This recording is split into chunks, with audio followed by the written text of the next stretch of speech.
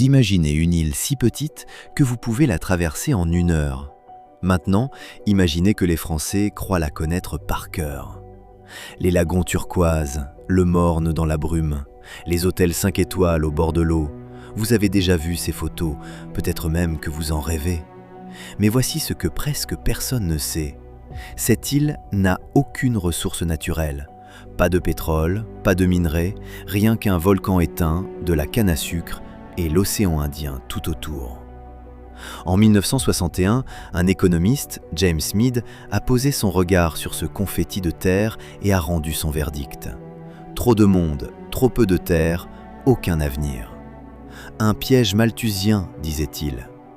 Aujourd'hui, cette même île est le pays le plus prospère d'Afrique. Écoles gratuites, hôpitaux gratuits. Et pourtant, le salaire moyen tourne autour de 850 € par mois. À l'ombre des mêmes hôtels de luxe que vous voyez dans les brochures, et chaque année, plus de touristes posent le pied sur cette île qu'il n'y a d'habitants. Un dernier détail avant qu'on parte ensemble. Le français qu'on entend dans les rues, dans les marchés, dans les chansons, cette île n'a plus été française depuis 1810.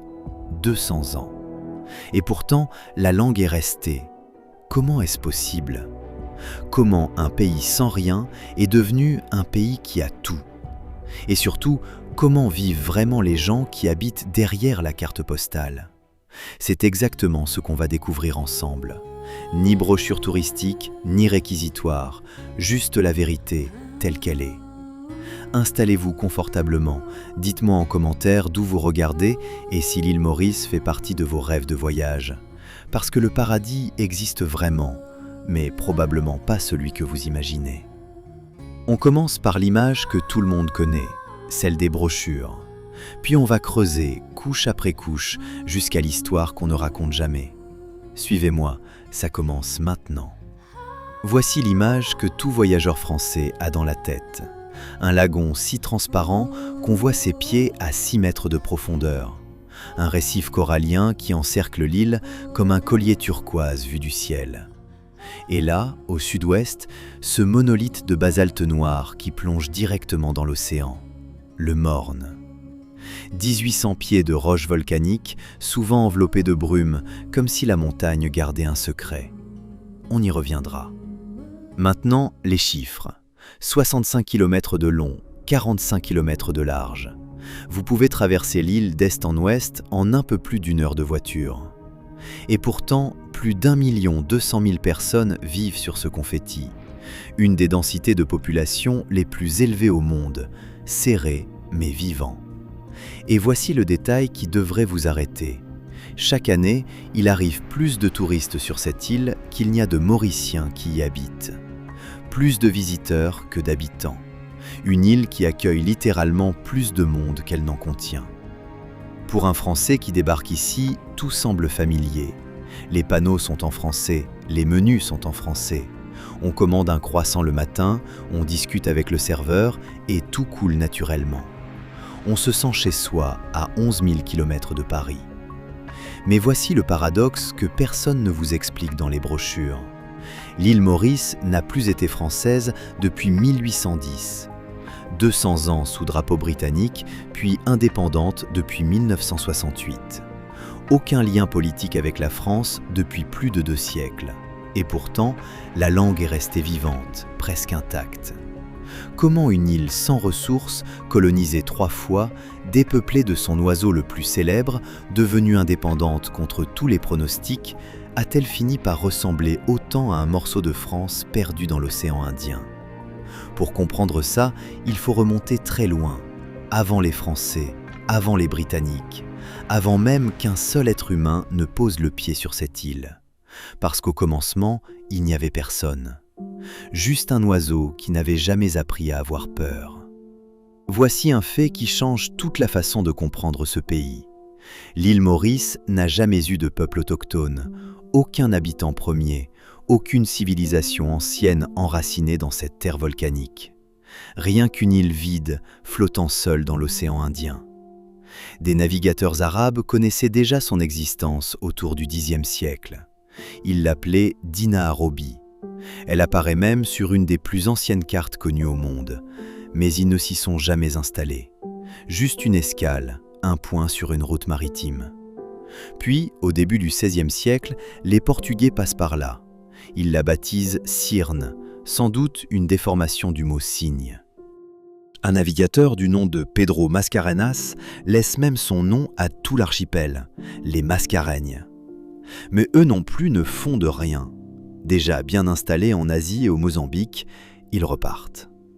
Retenez ce détail, parce qu'il explique tout ce qui va suivre. Une île sans peuple d'origine, c'est une île dont l'identité entière va se construire plus tard, par vagues, par arrivées successives. Une société qui naîtra du déplacement, pas de racines anciennes. Et sur cette île vide vivait un oiseau. Gros, incapable de voler, environ 1 mètre de haut, 25 kilos. Il avait évolué pendant des millions d'années sans aucun prédateur. Alors elle n'avait jamais appris à avoir peur de rien. Le dodo. En 1598, les Hollandais arrivent enfin pour s'installer durablement.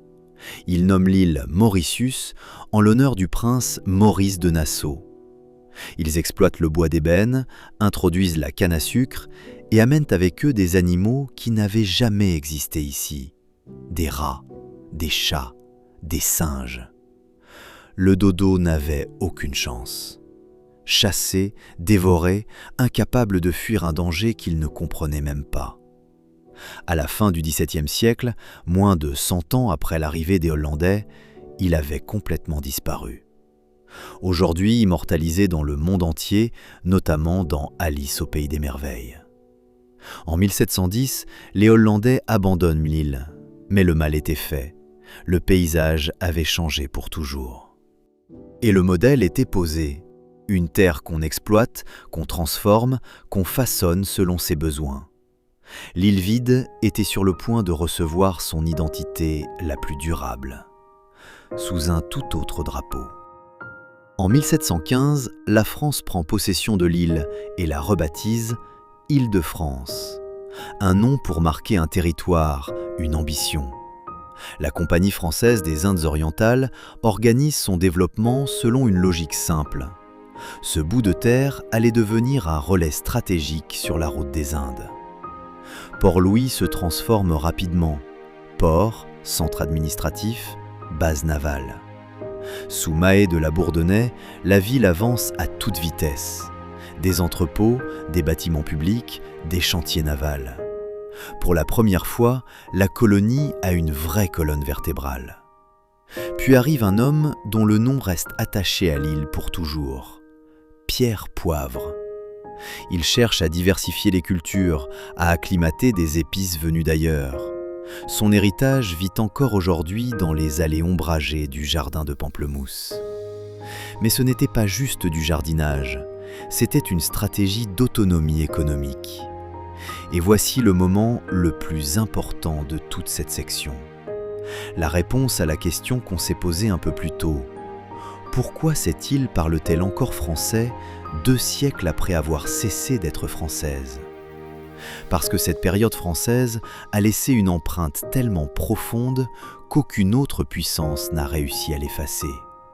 La langue, le droit, largement inspiré du Code Napoléon, les noms de lieux, une culture entière construite pendant près d'1 siècle qui allait survivre à tous les changements de drapeau.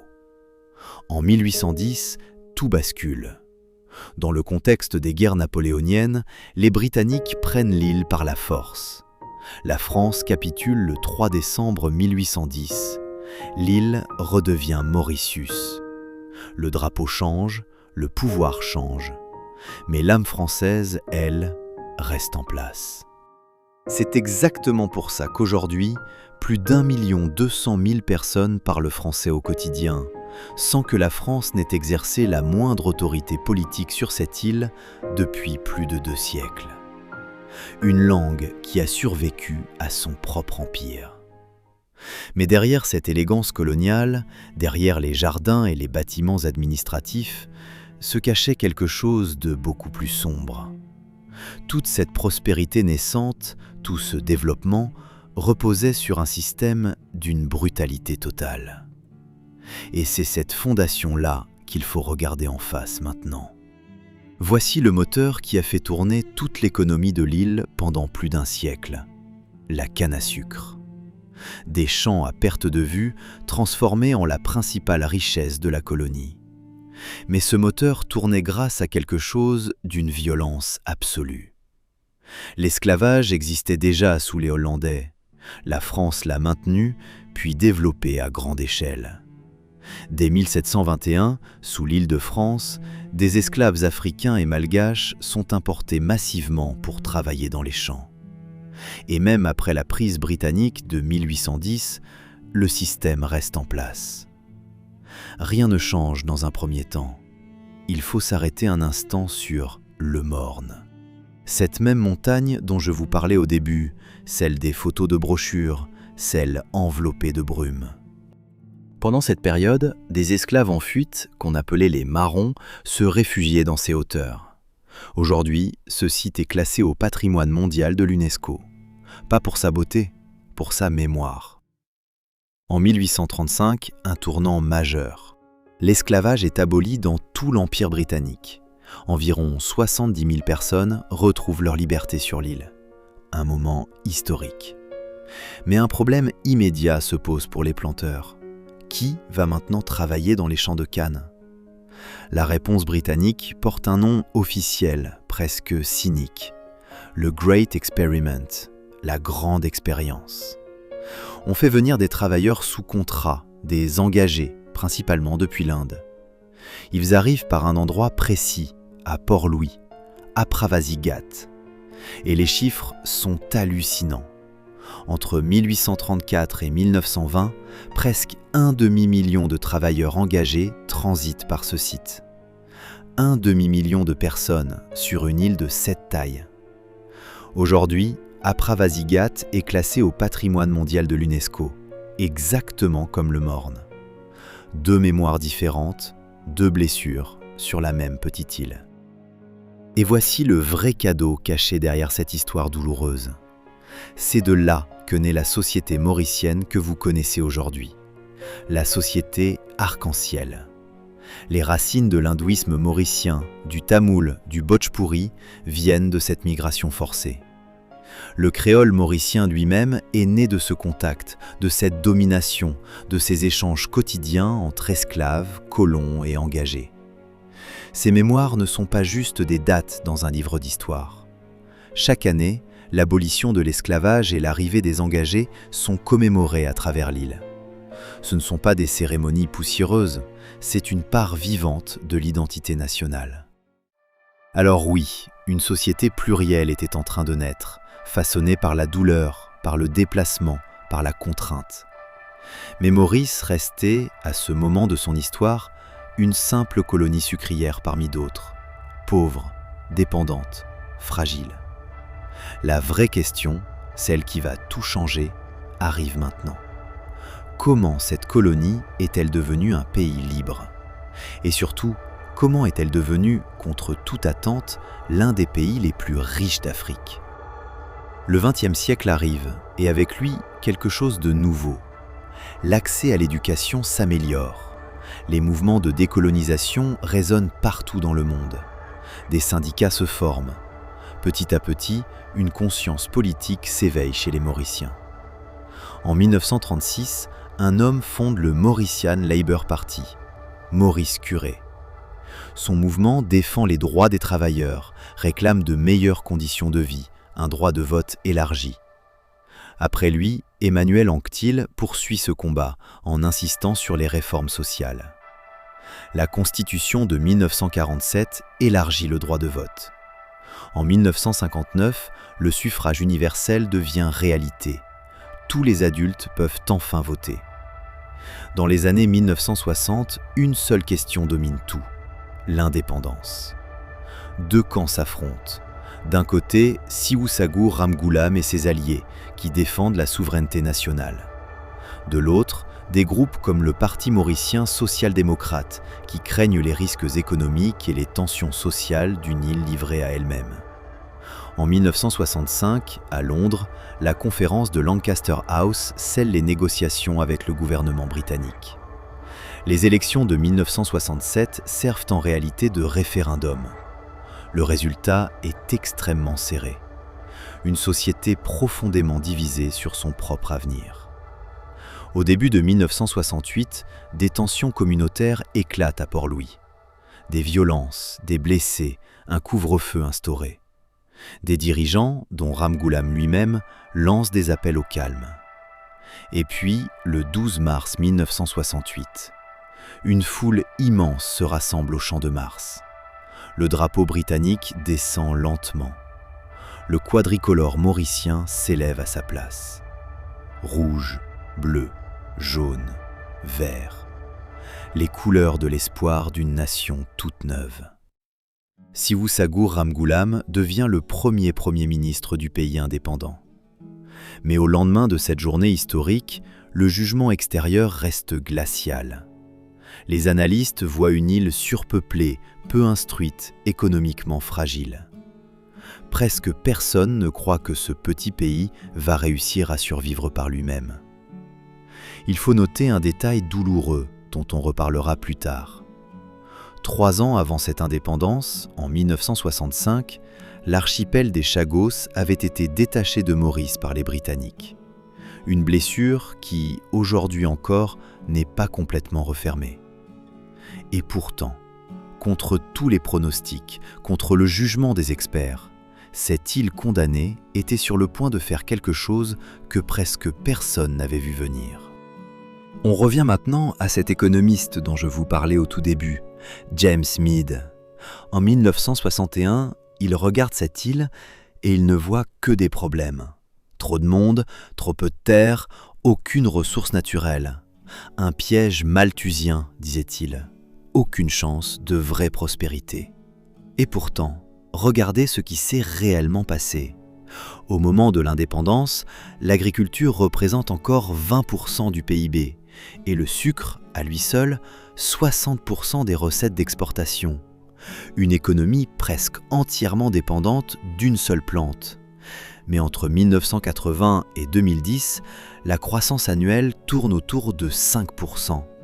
Le PIB par habitant triple, une performance largement supérieure à la moyenne de l'Afrique subsaharienne pendant la même période. Et voici le détail qui transforme cette histoire en véritable miracle, pas simplement en croissance économique. Les inégalités ont diminué. L'indice de Gini passe d'environ 45,7 à 38,9 entre 1980 et 2006. L'espérance de vie augmente, la mortalité infantile chute. Ce n'est pas juste un pays plus riche, c'est un pays où la richesse se partage un peu mieux. Comment est-ce arrivé ? Les experts identifient plusieurs clés.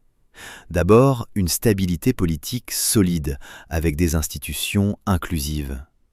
Ensuite, une libéralisation progressive, séquencée, jamais brutale. Une stratégie de construction nationale qui inclut tous les groupes ethniques plutôt que d'en favoriser certains. Et des investissements publics massifs et équitables. L'éducation gratuite, la santé gratuite. Cette main-d'œuvre instruite est devenue la véritable ressource naturelle de l'île, celle que James Meade n'avait jamais imaginée. Le vrai moteur, c'est la zone franche d'exportation, lancée en 1970.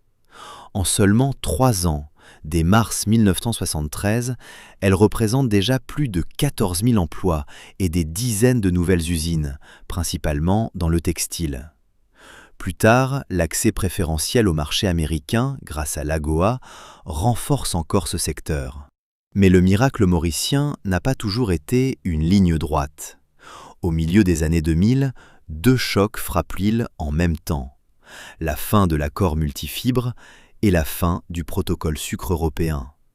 Les prix d'exportation du sucre chutent de 36%. La croissance ralentit brutalement. Le chômage grimpe.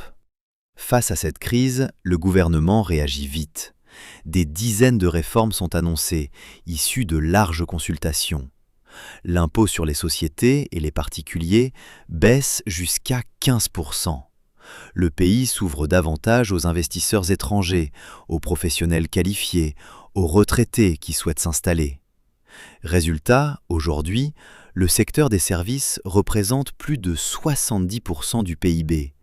Tourisme, technologie de l'information, finance, offshore. Une île qui n'avait rien à construire, une économie de services parmi les plus dynamiques du continent africain. Mais voici ce que les brochures ne vous montrent jamais. Derrière ces chiffres impressionnants, derrière ce miracle salué dans le monde entier, il y a un visage qu'on ne voit presque jamais. Parlons maintenant de ce qui fait vraiment tourner cette économie de services, la finance offshore.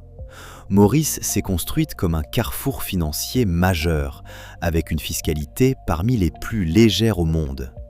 Plus de 20 000 sociétés offshore sont enregistrées sur l'île, et Maurice devient, selon les années, le premier ou le deuxième investisseur en Inde, juste derrière Singapour. Mais attention, cet argent n'appartient pas aux Mauriciens eux-mêmes. Ce sont des capitaux étrangers qui transitent simplement par l'île pour investir ailleurs. Et voici la partie qu'on ne vous raconte jamais dans les brochures touristiques. En 2019, une enquête connue sous le nom de Mauritius Leaks révèle quelque chose de troublant. Des conventions signées entre Maurice et plusieurs pays africains pour éviter la double imposition auraient, sur une vingtaine d'années, privé ces pays d'environ 20 milliards de dollars de recettes fiscales. Je ne suis pas ici pour juger, juste pour vous montrer les deux faces de la médaille, le succès et son prix. Regardons maintenant le visage moderne de ce miracle. À 15 minutes de Port-Louis se trouve Eben Cyber City. On l'appelle parfois la Silicon Valley de l'Afrique. Plus de 100 entreprises technologiques y sont installées et le secteur du BPO, l'externalisation de services, emploie aujourd'hui plus de 30 000 personnes, principalement des francophones qui répondent au téléphone pour des entreprises basées à des milliers de kilomètres. Mais au-delà de l'économie, il y a un peuple. Et ce peuple, c'est peut-être la plus belle réussite de cette histoire. Souvenez-vous, tout au début, cette île n'avait aucun habitant d'origine. Toute son identité s'est construite par vagues successives. Des colons français, des esclaves africains et malgaches, des travailleurs engagés venus d'Inde, des commerçants chinois. Et aujourd'hui, le résultat de tout ça, c'est une mosaïque humaine unique au monde. Le créole se parle à la maison, le français à la télévision et dans les journaux, l'anglais à l'école, le bhojpuri ou le tamoul avec les grands-parents. Un enfant mauricien grandit souvent en jonglant entre 3 ou 4 langues, sans même y penser. Et cette coexistence n'est pas juste une jolie phrase pour les guides touristiques. Elle se vit vraiment, au quotidien, dans les marchés, dans les fêtes religieuses, dans les mariages. Ce n'est pas un slogan, c'est une manière de vivre, forgée par des siècles de migration forcée et volontaire. Mais maintenant, il faut poser la question que personne ne pose vraiment. Derrière ce miracle économique, derrière cette mosaïque humaine magnifique, comment vivent réellement les Mauriciens aujourd'hui? Combien gagnent-ils? Que reste-t-il dans leur portefeuille à la fin du mois? Voici le chiffre qui résume tout. En 2025, le salaire moyen à l'île Maurice tourne autour de 45 794 roupies par mois, environ 850 €. En légère hausse par rapport à l'année précédente, mais toujours très loin des standards européens. Et derrière cette moyenne se cache une réalité beaucoup plus contrastée. Un développeur senior en technologie peut gagner jusqu'à 10 fois le salaire d'un employé débutant dans l'hôtellerie. 10 fois sur la même petite île. Regardons secteur par secteur. En haut du tableau, la finance et les technologies de l'information. Un professionnel expérimenté dans la Banque internationale peut toucher entre 800 et plus de 2400 € par mois. Le secteur de l'énergie dépasse même les 1400 € de moyenne. Maintenant, tout en bas du tableau, l'hébergement et la restauration. Le même secteur qui remplit vos brochures de vacances, qui vous sert votre cocktail au bord de la piscine, qui prépare votre dîner romantique face au coucher de soleil. Le salaire moyen y tourne autour de 668 € par mois. L'agriculture et la pêche autour de 650 €. C'est exactement ça, l'ombre des hôtels 5 étoiles. Des travailleurs qui accueillent des touristes dépensant en une seule nuit l'équivalent de plusieurs semaines de leur propre salaire. Le salaire minimum légal, depuis janvier 2026, est fixé à 17 745 roupies, un peu plus de 325 € par mois. C'est le strict minimum pour travailler légalement sur l'île. Maintenant, parlons du coût de la vie. Globalement, il est environ 30 à 36% moins élevé qu'en France. Un repas dans un restaurant simple coûte autour de 5 à 6 €. Un trajet de bus, moins d'1 €. Une bière locale, à peine plus d'1 €. Sur le papier, tout semble accessible. Mais voici le piège. Tout ce qui est importé devient soudainement très cher. L'électronique, le fromage, le vin, les vêtements de marque. Une île isolée dans l'océan Indien paie ce prix-là. Et puis il y a les expatriés français qui vivent une toute autre réalité sur la même île. Des packages incluant logement et scolarité, un budget mensuel autour de 900 € pour une personne seule ou environ 2600 € pour une famille de 4. Un monde à part, à quelques kilomètres seulement des salariés mauriciens. Et pour ne rien arranger, la roupie mauricienne a perdu plus de 30% de sa valeur ces dernières années, ce qui rogne encore davantage le pouvoir d'achat réel des habitants qui ne sont pas payés en devises étrangères. Alors oui, l'économie tient bon. La croissance reste solide, autour de 3% en 2025. Mais sur cette même île, deux réalités cohabitent en permanence. Celle des brochures, éclairées, dorées, parfaites, et celle du quotidien, beaucoup plus discrète, beaucoup plus fragile. Il reste une dernière histoire à raconter, celle qu'on a laissée en suspens un peu plus tôt. Souvenez-vous, en 1965, 3 ans avant l'indépendance, les Britanniques détachent un archipel de l'île Maurice, l'archipel des Chagos, en échange d'une compensation financière. Sur ces îles vivaient des familles depuis des générations. Entre 1966 et 1973, les Britanniques les déportent, presque entièrement, vers Maurice et les Seychelles. La raison ? Construire une base militaire américaine sur l'île de Diego Garcia. Des chiens empoisonnés, des interdictions de retour après un simple voyage, des familles arrachées à leurs terres sans jamais pouvoir revenir. Pendant des décennies, les Chagossiens se battent devant les tribunaux. En 2019, la Cour internationale de justice rend un avis clair. La décolonisation de Maurice n'a jamais été légalement complétée en 1968, justement à cause de cette séparation. L'Assemblée générale des Nations unies exige alors que le Royaume-Uni rende l'archipel à Maurice. En 2025, un accord historique est enfin signé entre Londres et Port-Louis. La souveraineté sur les Chagos revient officiellement à Maurice. Diego Garcia reste exploité comme base militaire, mais sous un nouveau bail de 99 ans. Pour le Premier ministre mauricien, c'est le dernier chapitre d'un combat mené depuis plus de 60 ans. Mais début 2026, le processus est suspendu. Les Chagossiens eux-mêmes contestent un accord négocié sans leur consentement direct. Leur droit au retour reste incertain. Voilà pourquoi cette histoire compte. Ce petit pays qu'on présente comme un miracle économique porte encore une blessure ouverte. Une île qui a réussi presque tout, sauf refermer complètement les cicatrices laissées par son passé colonial. Le paradis, même le plus réussi, garde toujours quelque chose d'inachevé.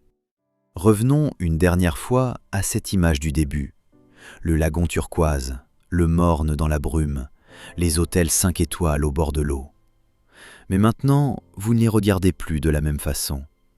Vous savez qu'en 1961, un économiste a condamné cette île à l'échec. Trop de monde, aucune ressource, aucun avenir.